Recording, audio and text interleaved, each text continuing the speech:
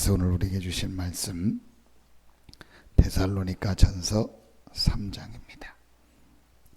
신약성경 데살로니가 전서 3장입니다.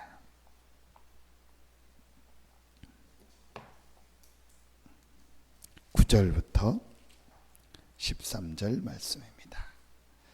데살로니가 전서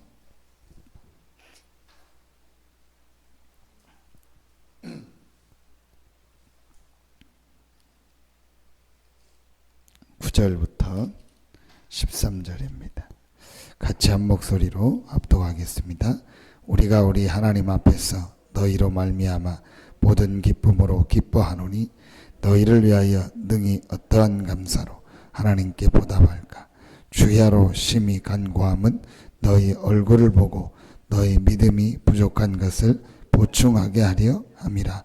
하나님 우리 아버지와 우리 주 예수는 우리 길로 너희에게로 갈 수 있게 하시오며 또 주께서 우리가 너희를 사랑함과 같이 너희도 피차간과 모든 사람에 대한 사랑이 더욱 많아 넘치게 하사 너희 마음을 굳건하게 하시고 우리 주 예수께서 그의 모든 성도와 함께 강림하실 때에 하나님 우리 아버지 앞에서 거룩함에 흠이 없게 하시기를 원하노라. 아멘.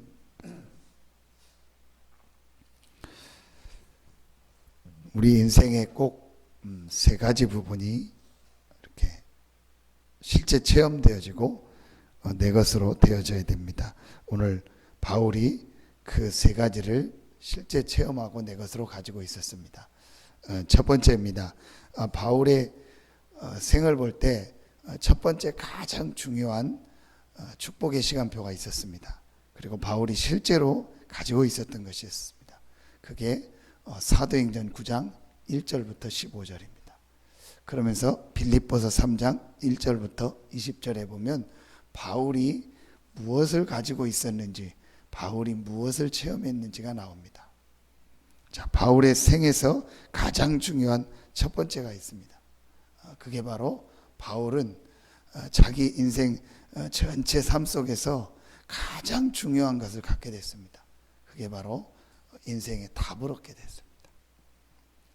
많은 사람들이 사실은 지금 살면서 또 교회 다니는 사람들이 실제로 답을 못 얻고 있습니다. 그냥 교회 다니고 또 내 생활을 하는 것뿐이지 실제로 답을 못 얻고 있어요. 답 없이 그냥 다니는 겁니다. 그러니까 어렵죠. 그래서 신앙생활에서 신앙생활이라고 표현할 것도 없고 우리 인생 전체에서 가장 중요한 것이 뭐냐? 내 인생에 대한 답을 얻는 겁니다. 그 인생의 답이 뭡니까? 하나님을 만나고 하나님과 함께하는 겁니다. 그 길이 바로 그리스도입니다.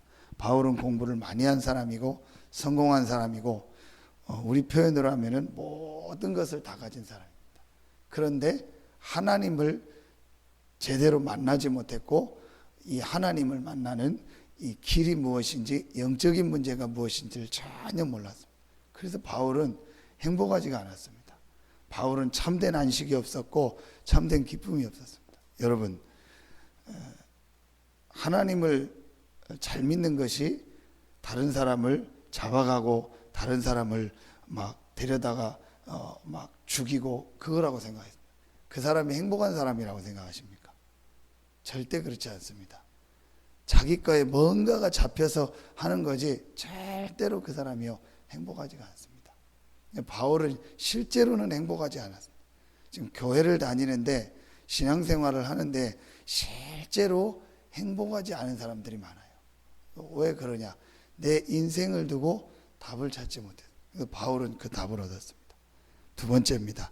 바울은 하나님 앞에서 답을 얻었을 뿐만 아니고 인생의 방향이 딱 나왔어요. 그게 빌립보서에 보면 나옵니다.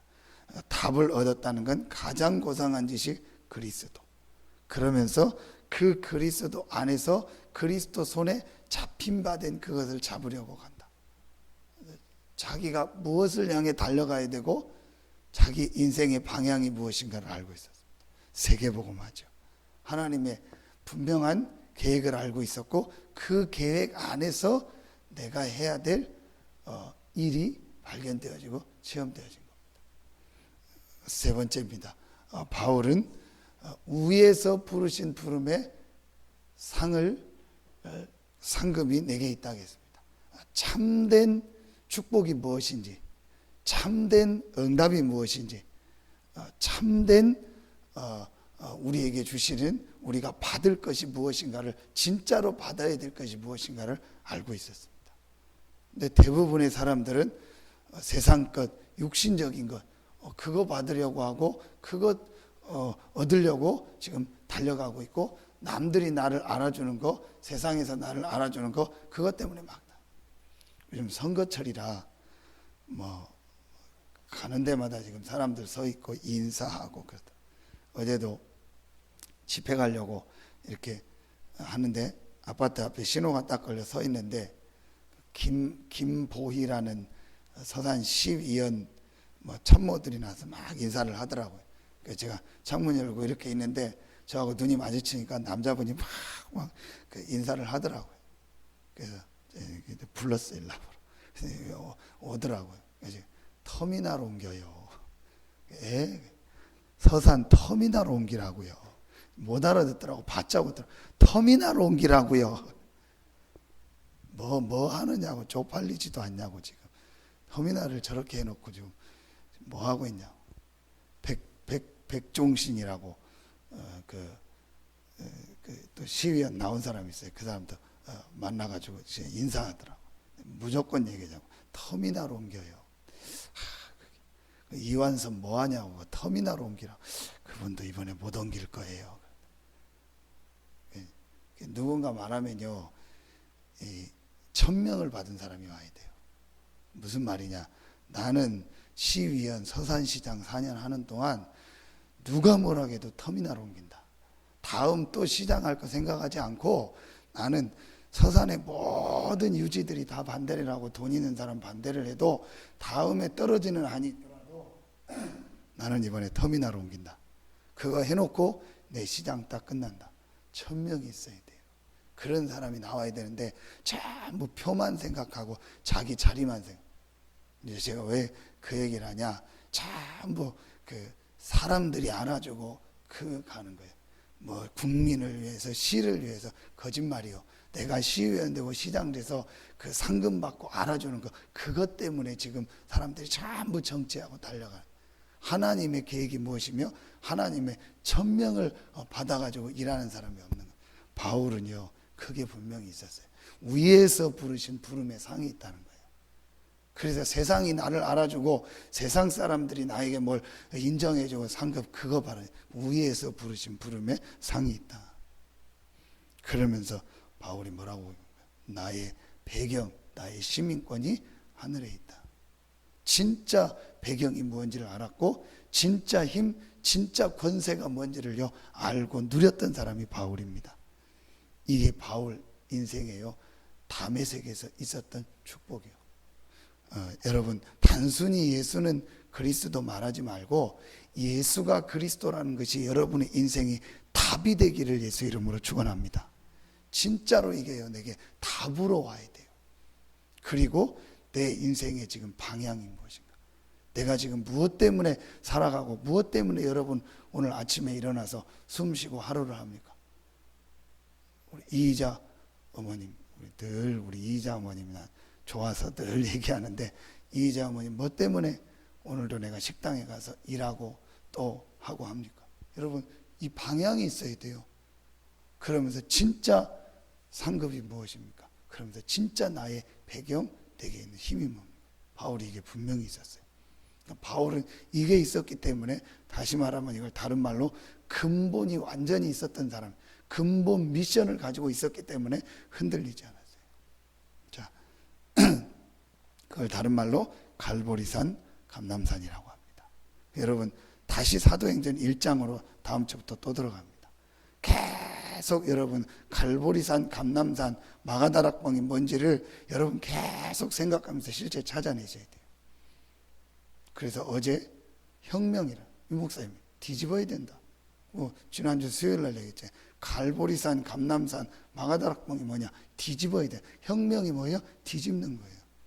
우리 인생이요 완전히 하나님 앞에서 복음 앞에서 한번 뒤집혀져야 돼요. 그게 갈보리고 감람산이고 마가다라고 합니다. 그렇게 되지 않으면 어떻게 되냐? 여러분 가문에 있었던 그거, 그 다음에 여러분 오랫동안 안에 있던 거 그거대로 갑니다. 완전히 그 부분이요 바뀌어져야 된다. 두 번째, 바울에게는 어떤 시간표가 있었냐? 오늘 보니까 10절에 보면 주야로 심히 간구함은, 바울이 주야로 간구했다는 말은 아침에 낮에 기도하고 밤에 기도했다는 말이 아니죠. 여호와의 말씀을 주야로 묵상했다는 말은 아침에 묵상하고 저녁에 묵상했다는 게 아닙니다. 하루 종일. 바울은 하나님 앞에서 제일 중요한 이 복음 안에서 답을 얻었고, 두 번째, 바울에게 이 복음 누리는 뭐가 있었어요? 기도가 있었어요.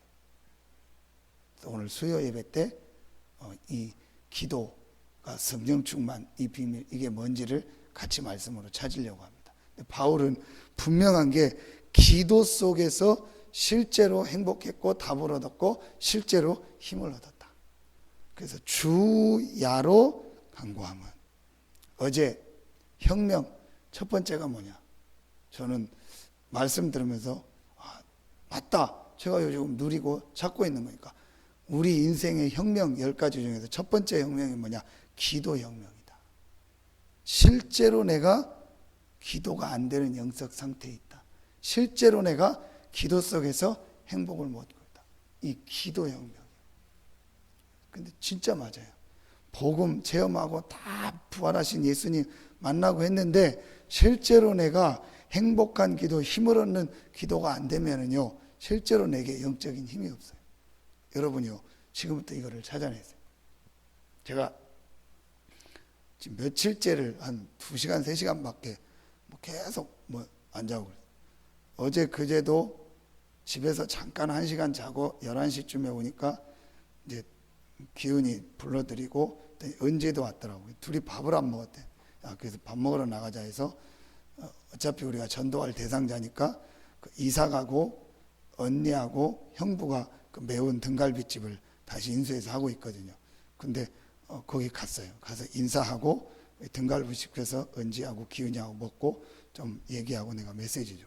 그리고 왔더니 12시 반, 1시더라고요. 잠깐 자고 3시인가 일어나서 어제도 메시지 보고 기도.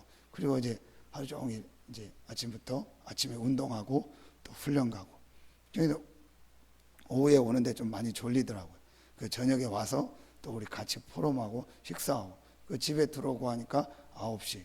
그 10시부터 그냥 침대에 누워서 그냥 잔 거예요. 자는 줄도 모르고 그냥 잠들어 봤어요. 그리고 딱 눈 떴는데 새벽 2시더라고. 그래서 바로 일어나서 2시에 교회로 온 겁니다. 교회 와서 씻고 뭐 다 하니까 3시더라고. 3시부터 지금까지 내가 메시지 듣고 또 저 혼자 말씀 이렇게 붓펜으로 또 쓰고 그러면서 수요 뭐 이렇게 메시지 하고 오늘 메시지 영상 듣고 메시지 정리 딱 하는 거예요. 너무 제게요 행복하고 실제로요 내가 힘을 얻는다는 게요 느껴지는 거 있죠. 그러니까 여러분요 이 축복이요 실제로 내게 있어야 돼요. 여러분 이 부분을요 찾아내야 돼요. 근데 대부분이 지금 막 기도한다고 있긴 한데 뭔가가 지금요 이 답을 누리면서 행복하면서 힘을 얻는 기도가 아니에요. 그러니까 여러분요 기도 많이 하면은 어떤 사람은요 굉장히 피곤한, 기도 많이 하고 나니까 혈압이 더 올라가는 사람이 있어요. 기도가 아니고 유 목사님 말대로 신음을 하고 몸부림을 친 거예요. 왜냐? 인생 답 4가지, 그리스도 안에서 인생 답, 방향, 참된 상급, 참된 축복, 참된 배경, 이 4가지 안에서 근본이 안 바뀐 사람이 자꾸 기도를 하니까 기도가 몸부림이 되고 애씀이 되고 내 한풀이가 되는 거예요. 그러니까 기도하면은 행복해야 되는데 행복하지가 않은 거예요. 또 그러다고 기도 안 하면 불안한 거예요. 이 기도라도 안 하면 무슨 일 날 것 같고 큰일 날 것 같고. 대부분이 이렇게 기도합니다.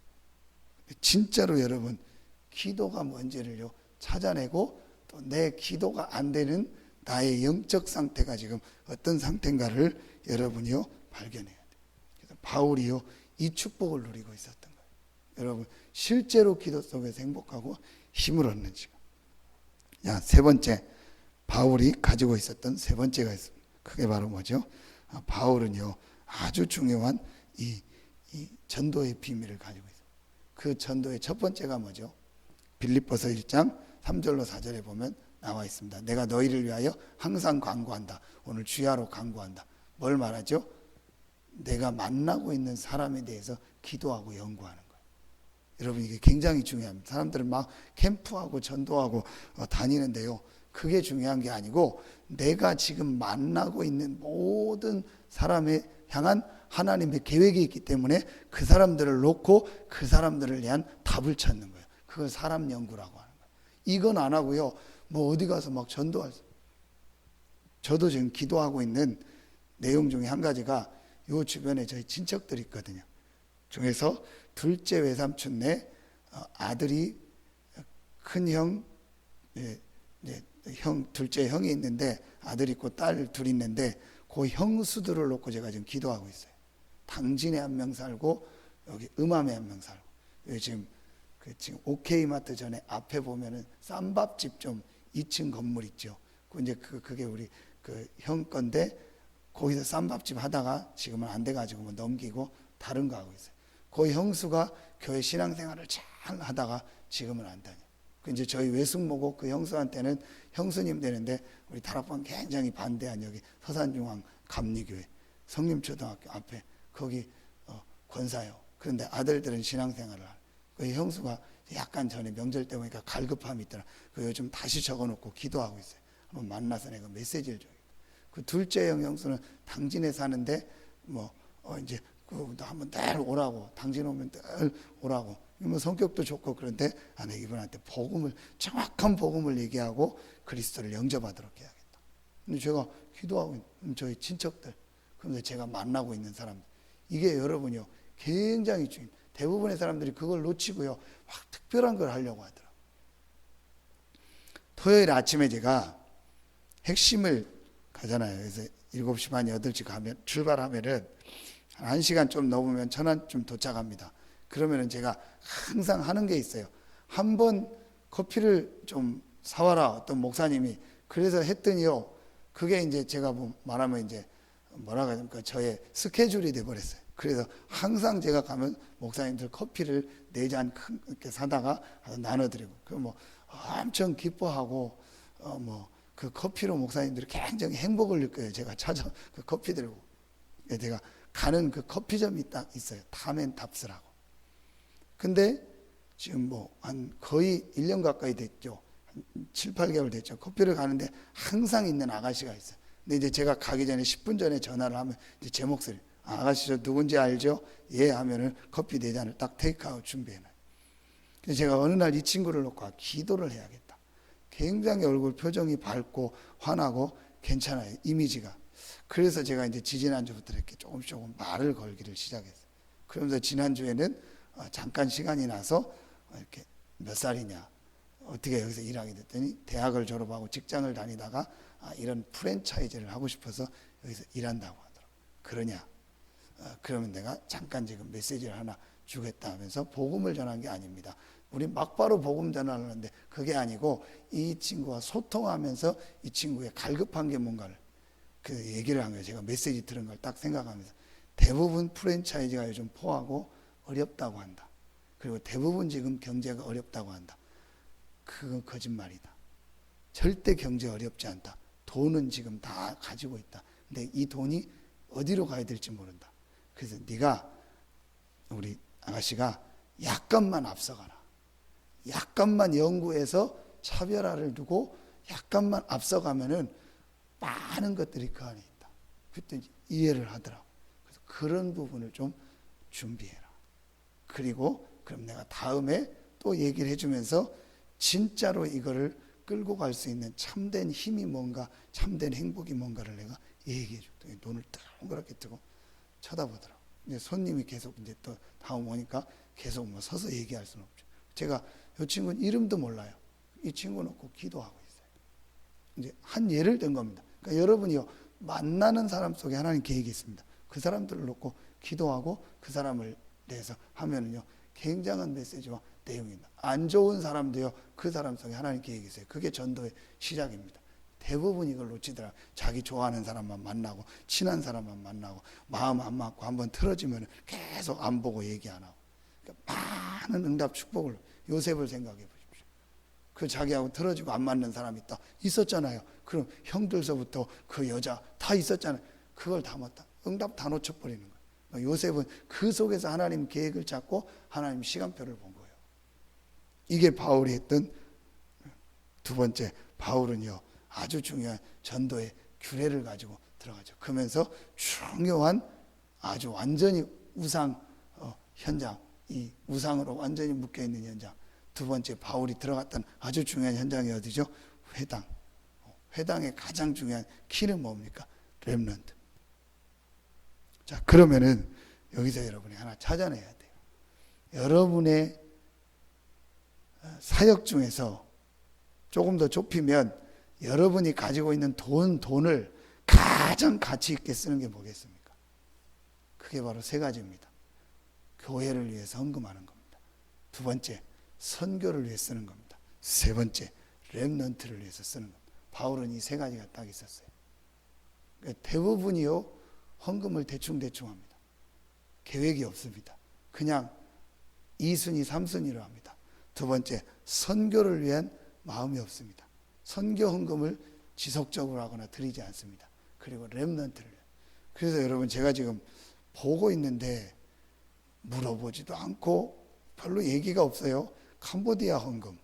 그 다음에 지난주 내가 물어봤더니 OMC 헌금 뭐 한 사람 없다고 하더라고. 신청은 하는 사람들 있는데 새로 할 분들 얘기하는 거예요. OMC 헌금 10,000원 이건 무조건 하세요.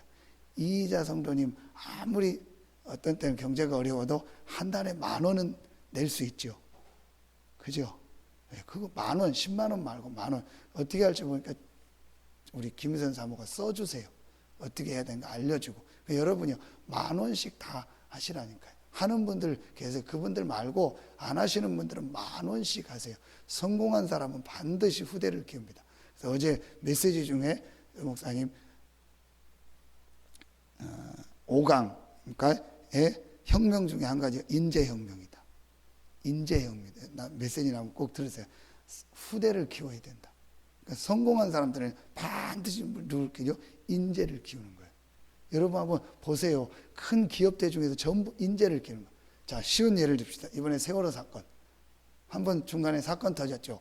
그 세월호 사건의 선장과 그 사람들이 다 구원파인데 이 선장하고 이 사람들이 완전 사실은 범죄자 아닙니까? 근데 요 사람을 조사했던 전체 해경의 총괄 리더자가 누구요? 말하면 세월호 유병헌 키즈라. 유병헌 밑에서 장학금 받은 형사요. 근데 나왔잖아요. 해경 역사상 유일한 사람이요. 어떤 사람이냐? 공부도 별로 못했고 그냥 지방대학에 있는 조선공학과 박사를 딴 그 사람이 전혀 경찰하고 상관없는 사람이 해경 역사상 딱 한 번 특채로 들어간 거예요. 굉장한 실력이 있거나 굉장한 여러분 어떤 그 분야에 특수한 뭐가 있는 사람이 특채로 들어가는 경우는 경찰이라는 게 그 정도 수준이 아닌데 이 사람이 특채로 들어간 거예요. 이 사람이 유병헌 밑에서. 그러니까 지금 사실은 지금 세월호 지금 조사를 저걸 제대로 안 하고 유병헌 다 도피시키고 다 덮는 거예요. 지금 이상하잖아요. 전에 같으면 막 누가 로비했다 정치 난리 날 텐데요. 그쪽이 잠잠하잖아요. 그냥 사람 죽고 그것만 하잖아요. 그 왜 그러냐? 지금 50 전두환 밑에서 전경환 밑에서 큰 사람이 그 세모하고 세월호 아닙니까 유병헌. 그거부터 연결돼 가지고 어마어마한 정치인들이 지금 받아먹은 거예요. 그러니까 지금 그거를요 건드리지를 못하는 거예요. 어디까지 건드려야 될지 모르니까 그렇게 해가지고 집어넣어가지고 지금 세월호 그 말하면 구원파 밑에서 자라서 장학금 받은 사람이요 정계 어디 정치계 다 들어가 있는 거예요. 이번에 한 예로 그 사람이 딱 튀어나온 거예요. 지금 통일교서부터 이런 데는요 전부 선문대학을 비롯하는요 대학 만들어서 인재 키워가지고요 전부 다 여러분 지금 가끔 보면 학원에 청심중고등학교 입학했다라고 써붙여요. 청심중고등학교 어디예요? 민족사관을 비롯해서 우리나라 몇 개 하는 고등학교요. 가평에 가면요 기가 막힌요 여러분 그 계곡 같은데요 궁전가 있으면서 학교가 있고 수양관이 있어요. 그게 바로 청심중고등학교. 완전 영어로 하면서요. 엘리트들만 가는. 서로 거기 그 중고등학교 들어가려고 난리요. 그게 통일교 아닙니까? 그럼 얘네들이 자라서 지금 앞으로 10년, 20년 되면 우리나라 정치 경제를 다 잡아버리는 거예요. 이 전략을 지금요, 이단들은요, 3단체는 쓰고 있는 거예요. 교회는요, 전혀 그거 할 없어요. 자기 교회 그냥 해서 자기 교회 뭐 학교 이 정도지요.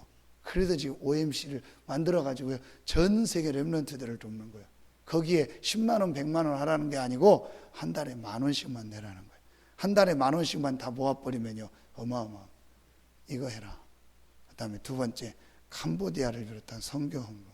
그래서 캄보디아 헌금 하시는 분들은 하시고 안 하시는 분들 다 작정하세요. 전부 작정하세요. 그래서 얼마든 작정하세요. 그래서 하나님 앞에 내가 좀 하실 수 있는 분은 10만 원 이상, 아니면 내가 5만 원, 아니면 3만 원, 만 원이라도 해서 처음으로 캄보디아 현장에 복음 전하는 교회가 세워지는 거예요. 교회 역사에 남는 일을 우리 교회가 감당하는 거예요. 얼마나 감사합니까? 여러분, 이게 중요해요. 제 친구 중에서요, 신앙생활을 저랑 같이 했던 친구 중에 여자가 있어요. 우리 집사람도 알아요. 인천에서 미용실을 크게 해요. 박승철 헤어샵이라고 직원도 한 10명씩 데리고, 지금은 어느 정도 되는지 모르는데 크게 해요. 근데 이 친구가 신앙생활을 하는데 너무 미용하고 어렵고 가정 형편을 본인이 잘 끌어가다 보니까 주일날 교회를 못 갔어요. 몇 년 전에 저를 이제 만나서 목사니까 상담하고 하는데 교회를 못 가는 거예요. 교회를 못 가니까 이 친구가 헌금을 해야 되잖아요. 11조를 하고 싶고 해야 되는데 못 하잖아요. 자기 교회가 서울이고 그러니까 이 친구가 11조를 어떻게 하냐면요, 그 11조를 자기 생각으로 하는 거예요. 어떻게 하냐, 그걸 갖다가 고아원 아이들하고 어려운 아이들 돕는 거로 11조를 한다는 거예요. 근데 내가 얘기를 못 해주겠는 거예요. 그건 아닌데, 근데 자기는 그 마음을 가지고 하나님은 아신다 해가지고, 하나님 아시죠? 그래서 11조를 그렇게 하는 거예요. 고아원 아이 돕는 걸 갖다가 자기 11조를 그렇게 하는 거예요. 그건 아니다. 분명히 아닌데 자기 나름대로 헌금을 하는 거예요. 그러다가 또 어느 날은 갑자기 자기 교회에 누가 얘기해가지고, 아프리카 선교헌금을 하자 해가지고 성도들하고 얘기해가지고 느닷없이 성남 어디다가 빵집을 차리는 거예요. 자기가 없는데. 그래서 자기가 다 되고 누구 사람 쓰고 거기 나오는 그 돈은 선교헌금 쓴다. 갑자기 아닌데, 아니나 다를까 결국은 안 되는 거예요. 그래서 내가 한번 얘기했더니 11조 그거 고아원 다 끊고 정상적으로 하더라고요. 그러면서 그 경제가 자꾸 어려워진 거예요. 그 결국은 빵집 문 닫았는데요, 그것 때문에 빚을요 엄청 졌어요. 그거 얼마 전까지도 그 빚 갚느냐고 고생하는 거예요. 제가 왜 이 얘기를 하냐, 대부분의 사람들이요, 그렇게 이번에 혁명 중에 또 혁명 하나가, 네 번째 혁명이 뭐냐, 헌금 혁명이요. 근데 그 헌금을 대부분이 어떻게 하냐, 자기 생각대로 해요. 자기 기준대로 해요. 11조 이런 거 자기 생각대로 하고 자기 기준대로 하고 거의 다 그렇게 합니다. 그 다음에 헌금이요, 자기 생각대로 해요. 제일 여러분 헌금 대대로 하는 게 어떻게 하니까, 교회와 본부의 방향 맞추는 거예요. 그게 여러분 제일 좋은 겁니다. 그래서요, OMC 헌금을 해야 된다, 캄보디아 헌금을 해야 된다, 그거 기도해보고 할게요. 에라이, 한 대 맞아라. 그거는 기도할 게 아니요, 내 수준에서 무조건 하는 거예요. 여러분, 기도할 게 있고 안 할 게 있지요. 사람들이 그런 거 그거는 무슨 11조를 기도해보고 무조건 11조 하는 겁니다. 교회 건축이다, 선교헌금 무조건 하는 겁니다. 얼마든 간에 무조건 하는 겁니다. 그게 하나님 계획이라니까요. 사람들은요, 그거 갖다가 참 안타깝다. 여러분, 예원교회는요 조금 극단적이긴 한데, 거기는 믿음 곧 헌금이요. 지금 예원교회가 이제 300억 공사 이쪽 들어가잖아요. 그 300억 공사하는데 1억씩 300명 기도원 용사, 서로 못해서 안달이요. 못하면 안쓰러워하고 서로 그런다니까요. 그게 안 되면 1,000만 원씩 3,000명, 그러면 300억 나오잖아요. 서로 헌금을. 태안에 예원교회 다니는 권사님이 있잖아요. 우리 교회 몇 번 나왔잖아요. 근데 지금은 그냥 혼자 예배드리고 합니다. 그분 얘기를 제가 들었어요. 다른 분 통해서. 이제 본인도 경제가 좀 여유가 없는 거예요. 근데 그 1,000만 원 헌금을 하고 싶은 거예요. 그게 막 하고 싶은 거예요. 그런데 모든 뭐 이렇게 대출이나 이런 게 어려운 거예요. 그런데 우리 가끔 우연히 문자가 오잖아요. 뭐 대출 가능합니다 하면서 그게 본인한테 온 거예요. 전화를 해봤더니 조건을 따졌더니 실제 대출이 된다는 거예요. 그 약간 뭐 이자가 있긴 하지만 자기가 감당할 수준이 된 감사해요. 그래서 그 대출을 받아서 1,000만 원. 근데 그걸 너무 자기가 감사하다고. 그 제가 맞다 안 맞다 이전에 거기는 신앙생활의 기준이요. 그거를 두고 하는 거예요. 제가 왜 이 얘기를 하냐? 결국은요, 이 경제 부분이요, 복음 안에서 올바로 혁명이 안 일어나면은요, 안 되게 돼 있어요. 바울은요, 이 부분이 확실했어요. 그래서 여러분은요, 고민하면 안 돼요. 헌금에 대해서 뭘 해야 된다. 큰 거는 기도하고 해야겠지만요, 우리가요, 뭐 성경헌금을 한다, OMC를 한다, 뭐, 그거는요, 무조건 하는 거예요. 그래서 여러분이 못하는 사람 팀 사역 해가지고 그 헌금을 하도록 해줘야 돼요. 그리고 지금 OMC, 그 다음에 우리 캄보디아를 위한 헌금 무조건 다 다음 주까지 다 올리세요. 중직자들 다 올리세요. 한 명도 빠지지 말고 올리세요. 제가 직접 체크하겠습니다. 다 올려가지고 얼마든 다 참여하세요. 그거는 우리 진짜 양심 문제. 많이 하라는 게 아닙니다. 양심 문제예요. 내가 한 달에 커피 먹는 거, 회식 가는 거 한 번 안 먹겠다. 그러면 되잖아요. 여러분요, 전부 다 참여하세요. 다음 주까지 작정서 전부 올리세요. 오늘 수요예배 때 또 얘기하겠습니다. 전부 다 올리세요. 이건 하나님의 절대적 계획입니다. 여러분 마음에 담으세요. 자, 결론을 맺겠습니다. 어떻게 하면 되냐? 결론의 말씀을 주셨습니다. 정말 하나님이 주시는 이 복음 안에서 내가 이 운명을 바꾸고 기도의 축복 속으로 들어가며 상식 이상의 어제 믿음을 누리는 이 축복을 누리는 기도의 깊은 속으로 들어가라. 그걸 다른 때 하지 말고 목사님 말씀하신 것처럼 다르게 하지 마라. 예배를 활용해서 해라. 새벽, 수요, 금요, 주일 그걸 활용해서 해라. 다른 때 특별히 기도하지 말고 그거를 찾아서 기도해라. 그래서 여러분요, 이 축복을 누리시고 오늘도 여러분 최고의 축복 누리고 또 오늘 수요 예배를 통해서 중요한 응답을 받고 여러분에게 하나님 주시는 참된 은혜, 힘이 회복되는 최고의 날 되기를 예수 이름으로 축원합니다. 하나님 감사합니다. 오늘 우리 생애 최고의 응답의 날이 되고 오늘도 하루 종일 하나님께 영광 돌리며 24시 기도 속에서 하나님의 계획과 하나님의 응답을 찾아내고 확인하는 최고의 날이 되게 하여 주시옵소서. 하나님께 모든 영광 돌리며 예수 그리스도 이름으로 축복하며 기도하옵나이다. 아멘.